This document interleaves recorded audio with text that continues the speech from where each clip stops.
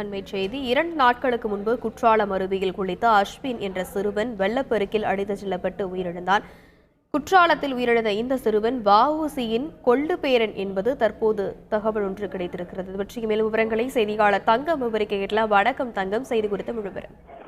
வணக்கம். அதாவது மேற்கு தொடர்ச்சி மலை பகுதியில் பெய்த தொடர் மழையின் காரணமாக பழைய குற்றால அருவியில் 2 தினங்களுக்கு முன்பு எதிர்பாராத விதமாக காட்டாற்று வெள்ளப்பெருக்கு ஏற்பட்டதை தொடர்ந்து அதில் திருநெல்வேலியைச் சேர்ந்த 17 வயது சிறுவன் அஸ்வின் வெள்ளப்பெருக்கு சிக்கி பரிதாபமாக பலியானான். அதனைத் தொடர்ந்து தற்போது வெளியாக தகவல் என்னவென்றால் அச்சிறுவன் சுதந்திர போராட்ட வீரர் வஉசியின் கொள்ளுப்பேரன் என்பது தற்போது தகவல்கள் வெளியாகி வருகிறது.